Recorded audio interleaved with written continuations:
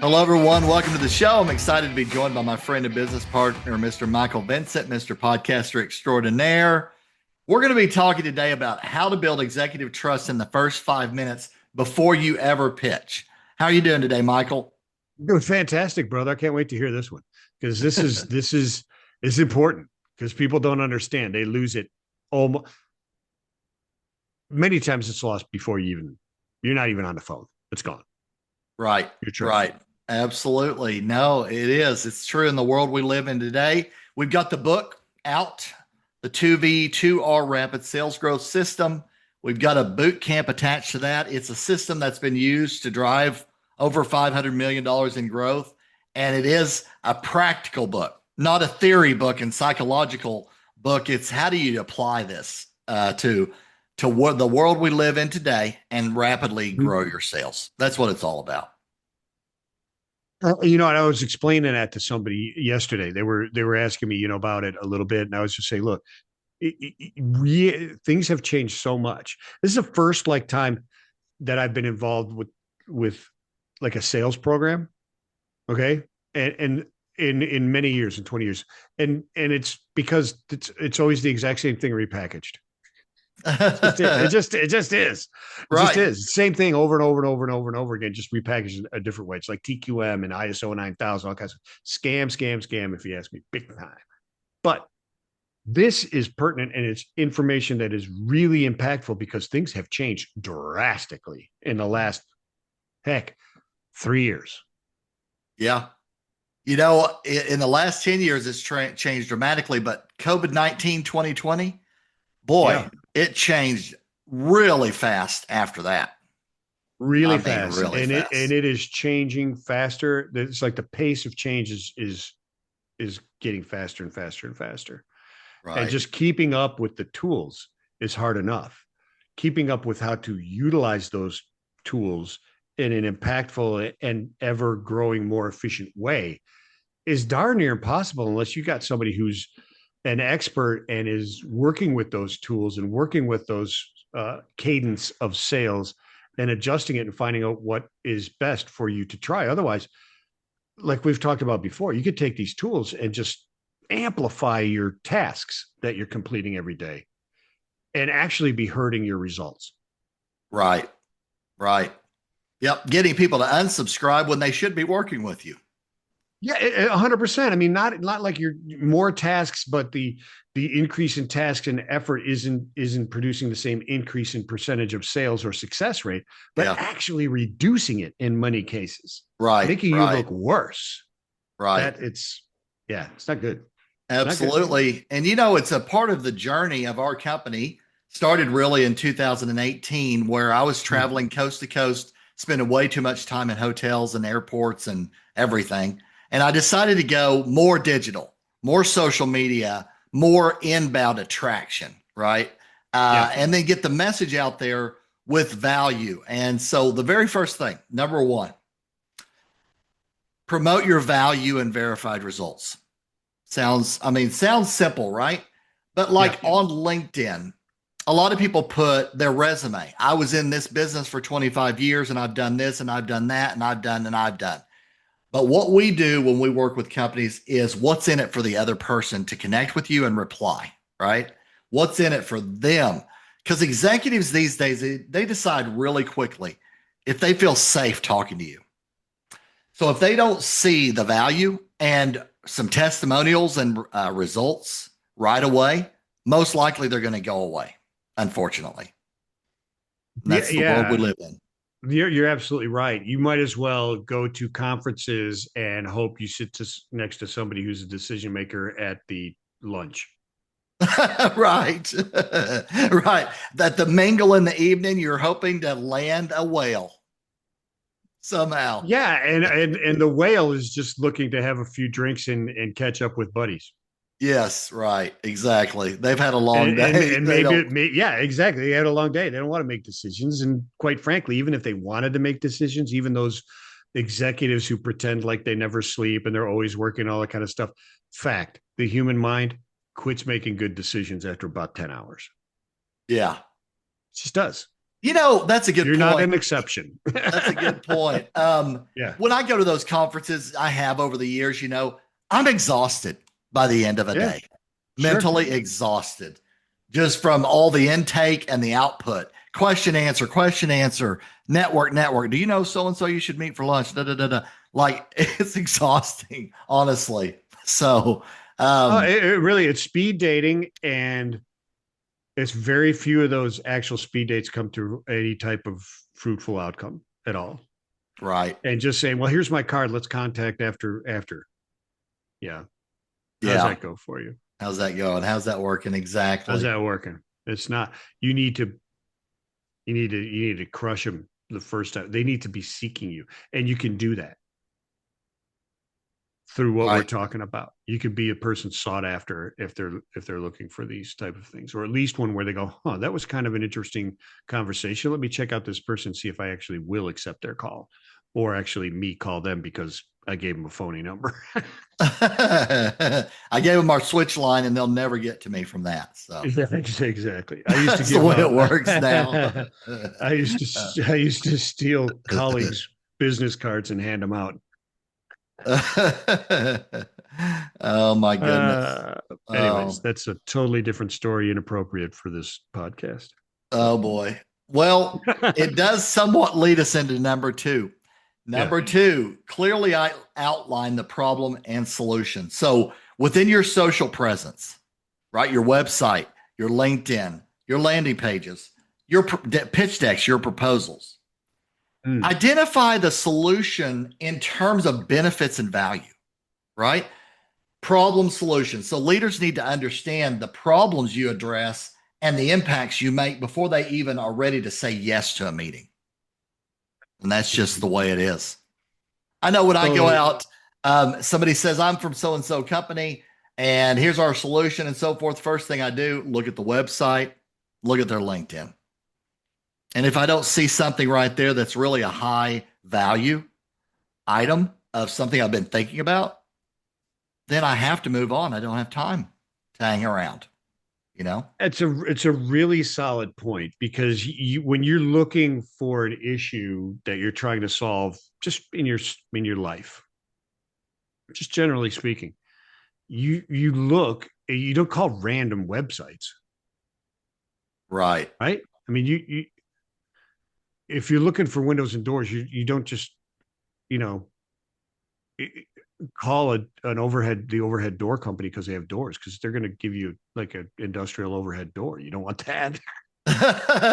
Yeah, you don't Right. go looking around for exterior surfaces.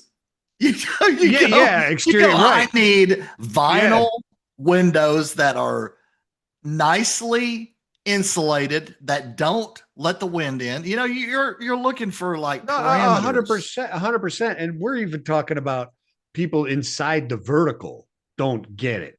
Now, imagine you just out there, hey, I'm really cool and I've spoken in front of people in conferences and I did well at it and I can sell stuff. Okay. Right. I know. No. How, how does that help me? And honestly, I, I've got to I give a we've been able to pointer. produce products and install them correctly. The Okay, so that's the person I'm going to call for specifically for Windows. Just Right. somebody who in the past has been able to sell people products that, and that's it. I mean, that's really what you're saying in your resume. That's all it is. I have done this, I've done this, I've done this, and done this, all this type of stuff. No, what specifically am I looking for? That's what you're saying, right?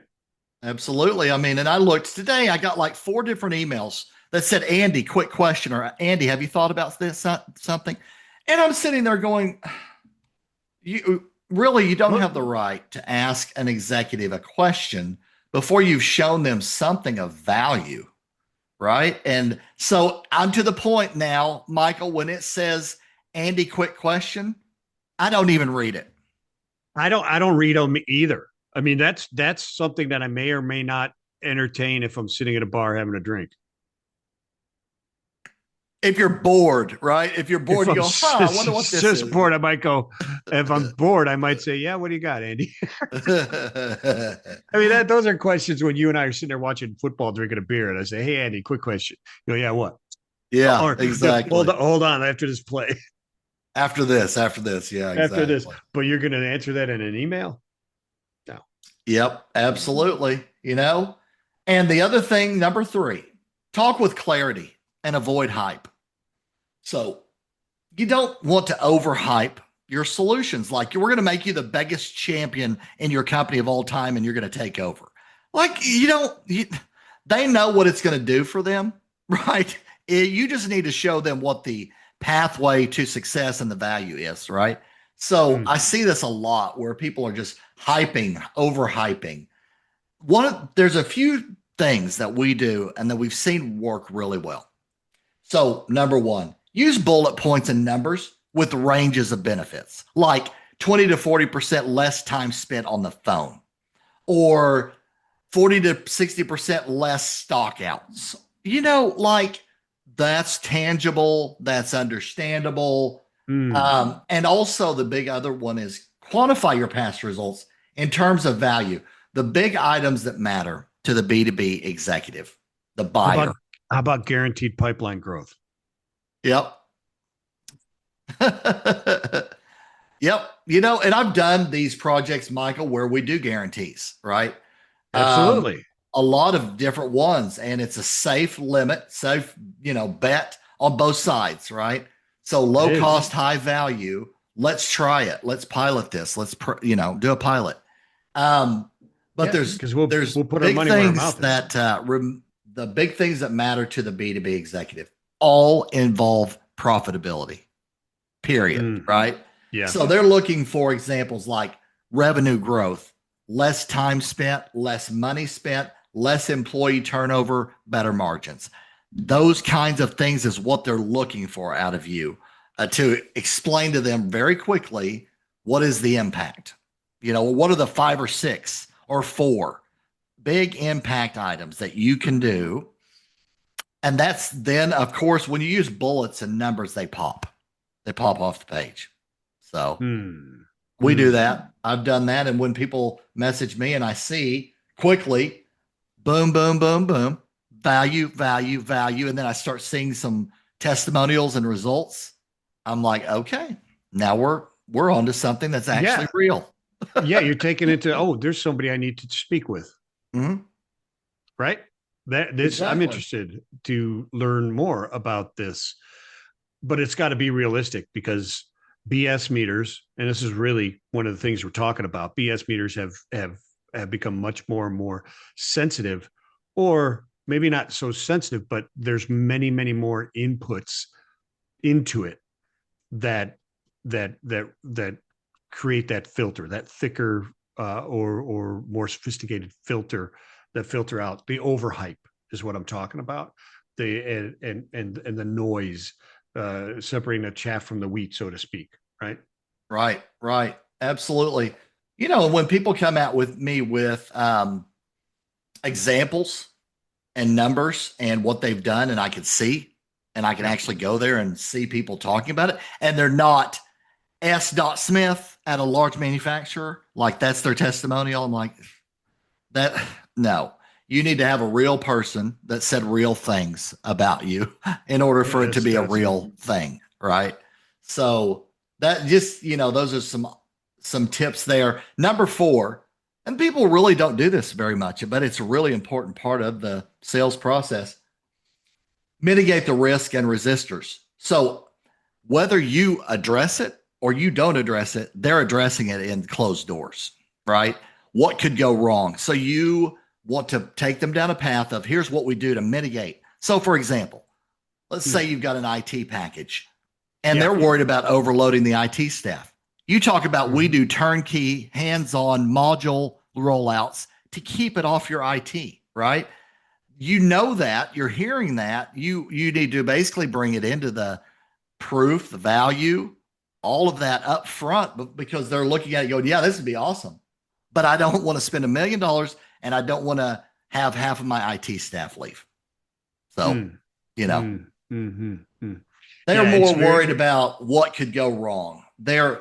So we highlight the mitigation of the known issues, right?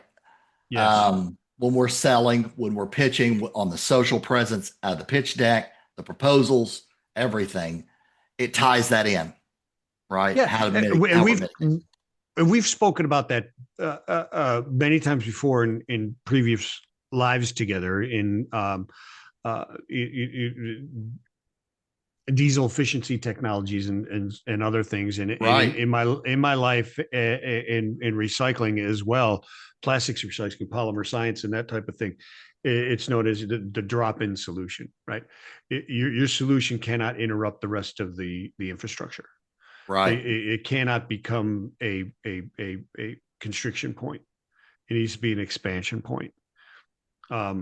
It needs to fit directly in. You can't offer a solution that's going to be a more efficient or a less carbon footprint type of recycled or new polymer resin for manufacturing, for instance, in my life, if it has to change everything else they're doing. Right. Right. And that's the mitigation of risk in a manufacturing setting, like that type of stuff. It's the same thing with, like you're talking about here, trying to sell people a TMS or a sales system or or some piece of technology that bolts into their TMS and or whatever it happens to be. It can't it can't increase the workload elsewhere. Right. Yep. Right. And it's got to be, that's why we do pilots. We like to do pilot projects, proof, that high value, low risk, and prove it, and then expand, right? They see it. Oh, yeah, I see how this is streamlining everything. I see how this is impacting us. Let's go to Yeah. 8 buildings. You know, that's the way we've seen the shift to doing that. And it works really well. Actually, you can take advantage of it if you do it the right way. So we do that. We do that with our deals, with all of our partners we work with. And it just works better. It's easier for them to say yes. And they see high impacts right away. And then they go, let's expand. Let's That's go. exactly right. Yeah. And Yeah. it's interesting because the closing cycle actually compresses. So people go, oh, pilot, that's going to be 60 days. Yeah, well, would you rather have a 60-day pilot where you're getting paid, or would you rather have a 12 or 15-month sales cycle? Really? That you know, you're 100% right. It's just the way it is. It absolutely is, and it's not quite the same concept as boiling a frog, but it is very very similar, right? You in that if you sell in this huge concept, all these bells and whistles, everything we just talked about taking away comes back into play, right? Yep. Where's the value? Where's the clarity of outline? How's the problem? How's you creating more problems, more questions, and more hype and more risk factors by trying to sell this whole? We're going to change the whole company right now, rather Right. than let's just do this and see where and grow. And that mitigates one of the biggest things or eliminates one of the largest roadblocks that there is that executive going, I'm not sticking my neck out for this. Right. Exactly. They're concerned about their future. And Yeah. yeah, Let's start over absolutely. here where I can give you a check for something I don't even have to go to get approval for and try this. Right? With the Yep. promise of that. Now you're talking about much smaller budgets, much fewer people in the decision-making process, and a much easier a job of convincing somebody to stick their neck out for $5 rather than 100. Yeah. Right. Absolutely. So, number 5, this is how you become a trusted advisor before the first meeting even takes place. I take inbound meetings where they're literally talking to me about a proposal in the first 5 minutes. Hmm. I saw your podcast. I saw your book. I saw this. Let's talk about how do we do. I'm literally like in the first 5 minutes because they've already done the Yeah. homework. They've already gone out there, seen the results, the testimonials, the value. They've already Right. looked at all that and gone, yeah. And what it really does for that executive, it makes them feel calmer and more open to moving forward into a business relationship when you do that up front. When you give them the ability to get there up front, right? Well, I mean, you're talking about when you have done all the steps that we are talking about before on your online resume, which is everything social, right? Yep. Your online resumes for you and your company, because this we're talking about you as if it's just single people, but this is company entities as well, right? It applies to any, correct? Absolutely. Yeah, no, absolutely. When we're rolling out these projects, we're working with marketing, sales, CEO, the strategy of the whole thing, right? Your social presence, your YouTube, LinkedIn, your pitch decks, your proposals, what you're saying in your messaging on LinkedIn and email, hugely important of what you're saying. Because, like I was talking about early on here, you could send a message out to 1,000 people and turn off 1,000 people. Yeah, And very that's easily. unfortunate, but that is happening a lot. That is happening every week, every day. People just what we call spray and pray spam is what it is. Mm, yeah, yeah. No, it happens constantly. The good thing is that most people who are doing it are don't get recognized by the people because people are just ignoring it anyway. Yeah, that's like, yeah, Right? That's the only yeah. good thing is no one's really watching what you're saying, anyways. But it's the point is it's not effective at all to spray and pray. It's not effective. And in order to get in that door, when there is interest, even the slightest bit, your online resume it needs to be polished and represent all these different things, right? Right, right.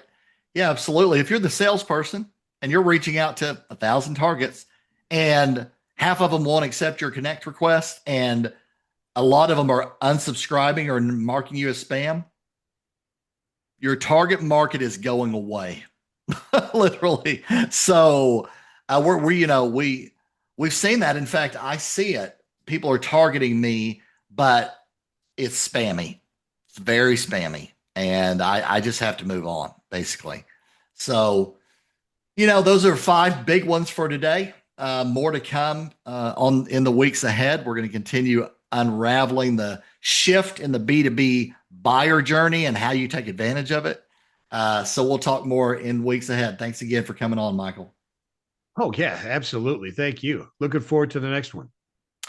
Me as well. Thanks for listening or watching, everybody. And we will see you again on the next one. Take care. Peace.